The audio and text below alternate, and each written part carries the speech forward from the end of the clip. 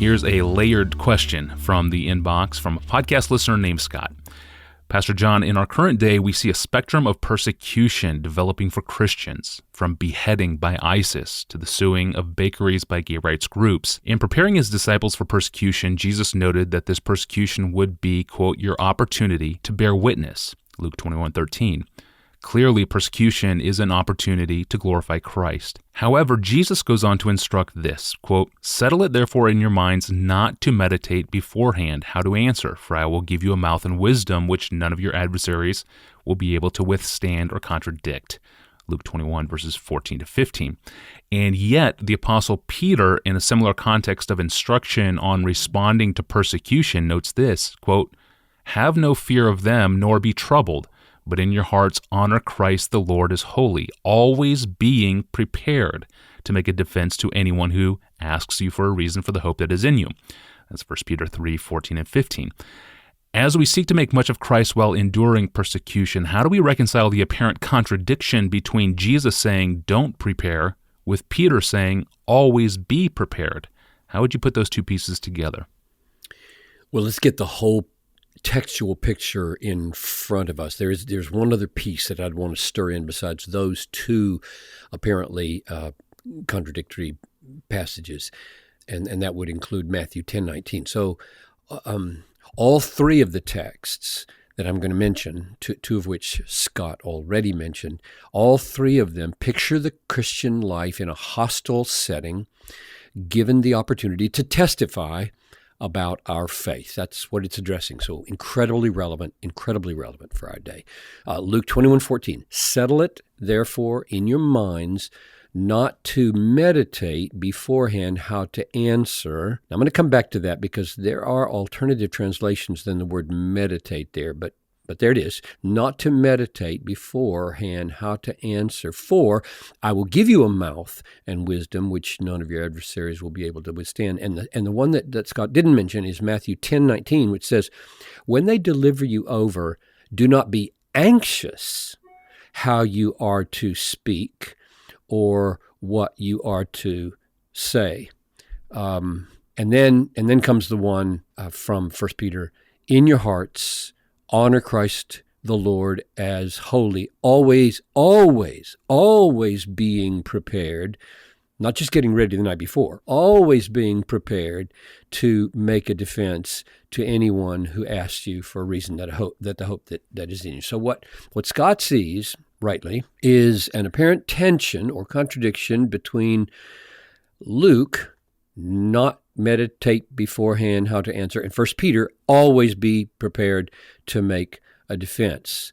So let's state the obvious first and make sure we don't miss the forest for the trees. The aim of these texts is to bear a faithful witness, that we bear a faithful witness to the truth and the glory of Jesus Christ. This will include facts about him, and it will include some kind of explanation for why we believe in him. It's also clear, it seems, to me at least, that we approach this chance to witness in our lives. We approach this with trust in God for his help because he has promised that he would help us. I will give you a mouth and wisdom and so on.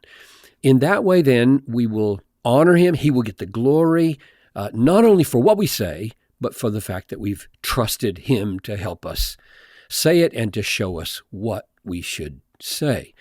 Now, to me, the most difficult question here is not first how 1 Peter 3 and Luke 21 fit together, but what does Luke 21:14 even mean? I mean, the ESV translates, settle it, therefore, in your minds, not to meditate beforehand how to answer. Well, it's not completely clear where the emphasis falls here in this Greek word, promelaton. It might carry a heavy emphasis on don't practice your speech ahead of time, because that's what the word was used for in some contexts. I looked them up yesterday just to see if that was so, that this word was used for practicing your speech before you gave it.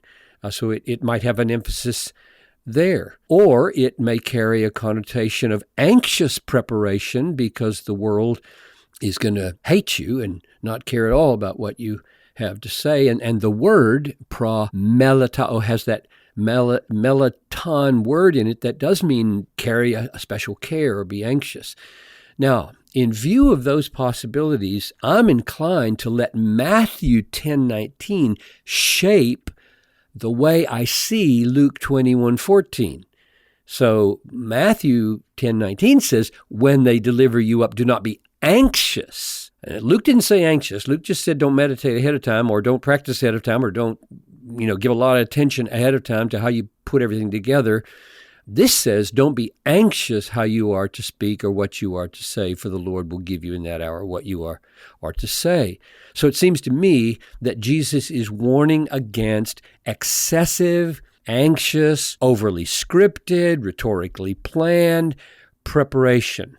I think it's a good exercise to think about yourself lying in prison the night before your trial. What would God want you to be thinking about and praying about? I mean, ask that question. Put yourself there. Well, he probably would not want you to be thinking about the Olympic Games.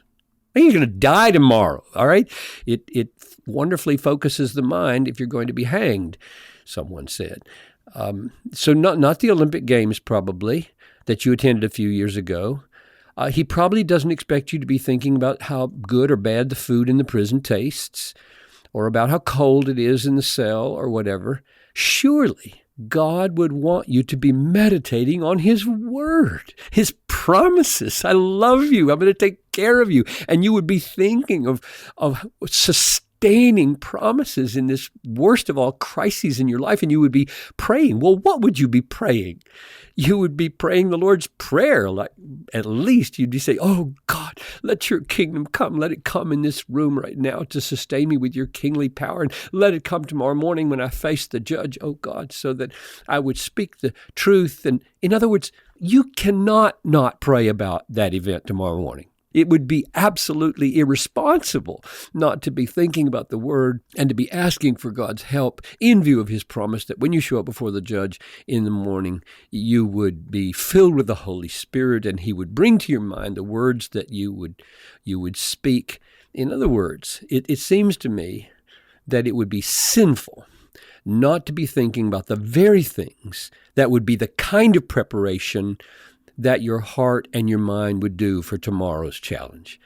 So when 1 Peter 3 says, have no fear of them, nor be troubled, but in your hearts honor Christ as Lord, as holy, always be prepared to make a defense to anyone who asks you for the reason for the hope that is in you. That's not a contradiction of Luke 21 or Matthew 10. This is not a command to get all your books out the night before your trial and write a careful defense and memorize it thoroughly and practice it in front of the mirror and nail down your rhetorical devices and think of all the ways you can sway the judge or the jury tomorrow morning. That's not what Peter has in mind at all when he says always be prepared. When he says always be ready to explain why you are hoping in Jesus, he means live in a constant awareness of the all-sufficiency of Christ by His promises in your life, and so that you're always ready. Cultivate such a relationship with Jesus and such a knowledge of God and His Word and such a deep dependence on the Lord moment by moment, so that anywhere, anytime, anybody asks you about Jesus, there's the overflow of your constant communion with Him and awareness of Him and His promises. So I think that's the main lesson of these texts. Live in such constant, clear, open, sweet, authentic, humble, Bible-saturated, faith-filled communion with Christ that you will have the spiritual resources to speak on the spur of the moment, or to spend the evening meditating for your soul, not out of fear for the judge, but that you need the promises of God. And then when the judge says, why do you believe on this? Well, that's what you've been thinking about all night, but not in an anxious way, not in a defensive way, but rather for your own soul.